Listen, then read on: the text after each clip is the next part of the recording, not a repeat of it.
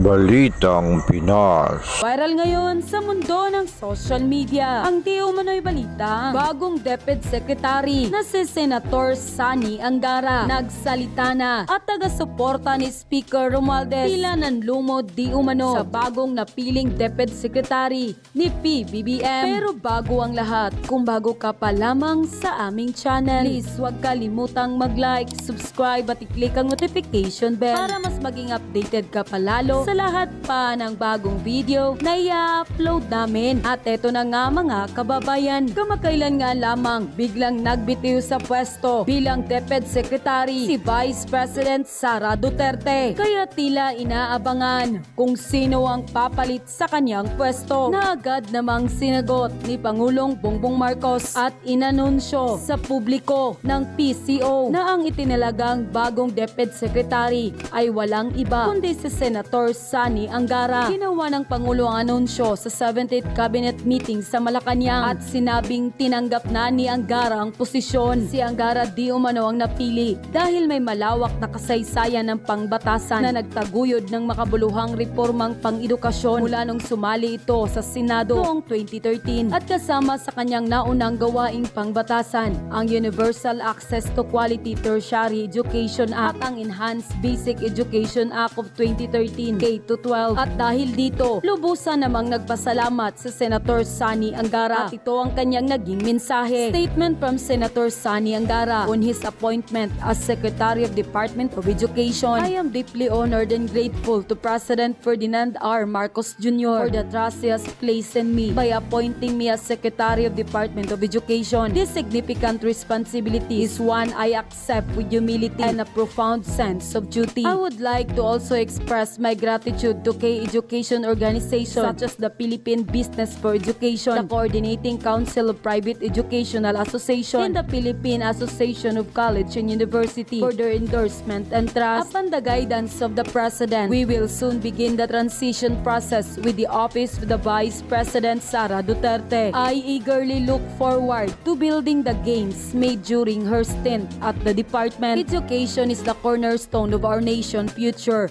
and it's through collective effort that we can address the challenges and seize the opportunities ahead. I am eager to collaborate with President Marcos in the entire administration in serving our students, supporting our teachers, and enhancing the overall quality of education in our country. Thank you once again to the President for this opportunity. During with the dedication of all stakeholders, we will strive to create a brighter future for our nation through education. End quote. At dahil nga sa balitang ito, tila labis namang nang lumo ang mga taga-suporta ni Speaker Martin Romualdez matapos inanunsyo ni PBBM si Senator Sani Angara bilang bagong DepEd Secretary. Dahil ayon sa kanyang taga-suporta, dapat umanong si Speaker ang italaga ng Pangulo bilang DepEd Secretary, na tila inalmahan naman ng ilan sa ating mga kababayan. At ayon pa sa kanila, dapat nga si SP Romualdez sa DepEd at si Representative Pulong ang House Speaker. Kung maranasan naman niya ang ginawa niya kay BP Sara, Duterte pa din kahit anong mangyari, kumikilos kahit walang kamera. Di tulad ng iba ang sisipag pag may kamera. Sa dami ng accomplishment ng BP,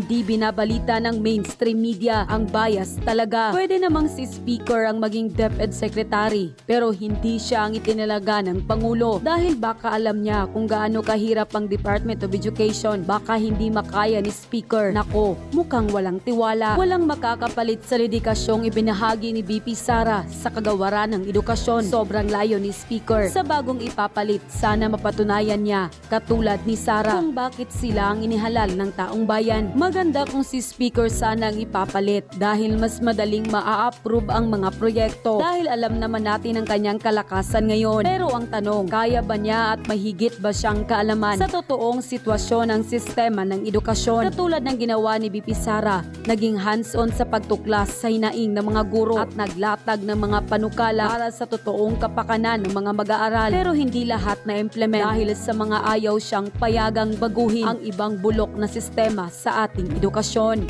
Unquote. muling pinag-uusapan ngayon sa mundo ng social media ang di umano'y balitang RevGov, sigaw ng taong bayan at dating Pangulong Rodrigo Duterte payag sa pagdideklara di umano ng revolutionary government. Ito'y ayon kay Attorney Salvador Panelo. Pero bago natin simulan ang balitang ito, kung bago ka pa lamang sa aming channel ay please huwag kalimutang mag-like, subscribe at i-click ang notification bell para mas maging updated ka pa lalo sa lahat pa ng bagong video na i-upload namin. At ito na nga mga kababayan, sa isang pahayag kay former Presidential Legal Counsel Attorney Salvador Panelo, tahasan nitong sinabi na nagkausap sila ni dating Pangulong Rodrigo Duterte patungkol sa revolutionary government na gustong mangyari ni Attorney Panelo ay walang pagdadalawang isip si dating Pangulong Rodrigo Duterte na sumang-ayon sa kanya. Payag di umano ang dating Pangulo sa pagdedeklara ng revolutionary government. Ito'y ipinahagi ni Attorney Salvador Panelo kaugnay sa paghahanda ng Commission on Election sa nalalapit na 2025 midterm election. Mas ipinaliwanag pa ni Attorney Salvador Panelo kung bakit nais nito ng revolutionary government. Ayon sa kanya, ang sistema natin ngayon ng gobyerno ay kontrolado di umano ng Kongreso dahil pati presidente ay nakokontrol na. Dahil sa loob ng revolutionary government, pati legislation power ng Kongreso ay maaring maibigay sa Pangulo at magiging dalawa ang kanyang hahawakan, ang executive power at ang legislative power. Magdeklara na. Kasi, mag-declare si Presidente mo? oo, pahit kami. Pahit kami. Diktador siya, okay, constitutional dictator. Basta, kasi, ang konsepto namin ni Presidente Duterte ever since, hindi pa niya tumatakbo, di ba? 10 taon ko niligawan niya. Ang konsepto namin, yung sistema kasi natin ngayon, kontrolado ng Kongreso. Whether you like it or not, talagang kontrolado ng Kongreso. Pati Presidente nakukontrol eh. Ngayon, kung ang Kongreso, ang kanyang power to legislate, binigay mo sa Presidente, dalawang power na, executive, legislative, para ng martial law. Pag yan ang ginawa mo, lahat ng mga constraints mawawala sa iyo eh. Dagdag pa nga ni Attorney Salvador Panelo, sinabi ng Pangulong Duterte na ang probisyon ng saligang batas, ang trabaho ng isang pamahalaan ay ang bigyan proteksyon ng sambayanan o magsilbi. At kung ngayon, sa pagsisilbi mo, sa pagbibigay mo ng proteksyon, ay nakikita mo ang ilang sektor sa lipunan o ilang sangay ng gobyerno na nagiging sagabal doon sa tungkulin na inatang sayo ng gobyerno at ng estado, ay maaaring gumawa ng kaparaanan o pwede kang magdeklara ng batas militar, magdeklara ng revolutionary government. Dahil ayon pa kay Attorney Panelo at dating Pangulong Duterte, maayos na pinamumunuan ni Pangulong Bongbong Marcos ang bansa ngayon. Ngunit tila may mga balakid na kailangan nitong wakasan para mas madali nitong mapamunuan ang ating bansa. Alam nyo, ang provision ng saligang batas, klarong-klaro naman sinasabi. Ang trabaho ng isang pamahalaan ay ang bigyan ng proteksyon ang sambayanan o magsilbi. Ngayon, kung sa pagsisilbi mo at sa pagbibigay mo ng proteksyon, nakikita mo ang ilang sektor sa lipunan o isang sangay ng gobyerno na nagiging sagabal dun sa tungkulin na iniatang sayo ng gobyerno at ng Estado, abay gumawa ka ng kaparaanan. At pwede mong gawing magdeklara ka ng batas militar, magdeklara ka ng revolutionary gobyerno. Kaya kami ni Presidente Duterte, okay sa amin si Bongbong Marcos. Unang-una, as we agreed, wala naman kami naririnig na corruption sa kanya. Hanggang ngayon, wala. Ang naririnig namin, corruption ng mga malalakas sa kanya. O kaya naman, kamag-anak. Pero siya, wala eh. Kaya si Presidente, sabi niya, komportable naman ako kay Marcos Jr. Pero ano nga ba ang revolutionary form of government? Ayon sa isang artikulo, ang isang revolutionary republic ay ang pagbuo ng bagong gobyerno pagkatapos buwagin ang isang estado at rehimen. Ito ay nire-representa ng mga tao mismo. Mababakante ang lahat ng posisyon ng gobyerno at babango ng isang bagong republika kung saan ang magiging mandato ay para sa tao. Ngunit para sa ibang mga kritiko, ang revolutionary government government ay ang magbibigay daan para madaling maimplementa ang mga programa at reforma na ipinaglalaban ng Pangulo. Samantala, nang lumabas ang balitang ito ay hindi naman mapigilan ng marami sa ating mga kababayan na magbigay ng kanilang hinaing at komento sa mundo ng social media. At ayon pa sa kanila, payag kami na maging revolutionary government kung ito ay makakabuti sa bansa. Dahil sa kasakiman ng namumuno ng Kongres, dapat mamadalian na yan dahil masigasig ang Kongreso. Minamadali na nila ang pag-amyenda ng saligang batas ayon sa kanilang kapakanan. Ang dapat gawin ni PBBM ay patalsikin o alisin sa pwesto ang mga congressman,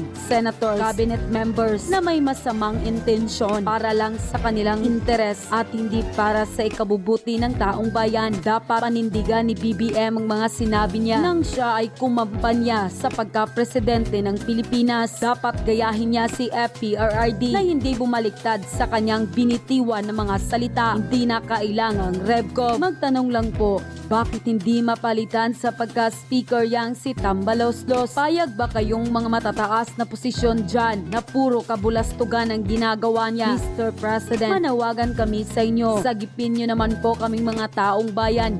Hirap na binigay ni Speaker sa amin. Tulungan mo naman po kami. Maganda ang revolutionary gov. Kaso lang di naman si Tambaloslos ang problema. Si PBBM din. Kasi problema dahil nagpapalakad ay ang asawa niya. Sana lang baguhin din ni PBBM ang kanyang sarili para maging maayos ang lahat. Hanggat nakikinig at nakikialam ang asawa niya, kahit anong government di magiging maayos. RevGov, yan ay yata ang solusyon para itigil ang ambisyon ni Tamba na maging Prime Minister ng bansa. Hindi naman ang kapakanan ng taong bayan ang kanilang totoong layunin, kundi ang pansariling interes lamang. Nakakalungkot naman na pati Pangulo nawawala ng kapangyarihan na panguluhan ng bansa. Nasaan na ang pangako na pagkakaisa para umunlad ang bayan? Kaya wala tayong pag-asenso dahil patuloy pa rin ang ligasiya ng mga pinunong self-centered at mga gahaman sa kapangyarihan. Tama, dapat mag-RevGov na lang dahil ang gulo ng Kongreso natin. Pati si Pangulong BBM nadadamay sa kanilang pansariling interes. Mukhang kailangan na nga nating mag-revolutionary government dahil overpowered na ang Kongreso. Pati Pangulo,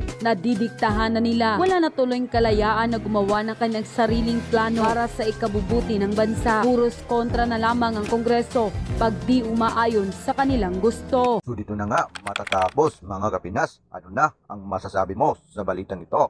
Mag-comment ka na. Pag-usapan natin yan sa comment section. At kung bago ka pa lamang sa aming channel ay huwag mong kalimutan mag-subscribe para lagi kang updated sa i-upload naming mga balita.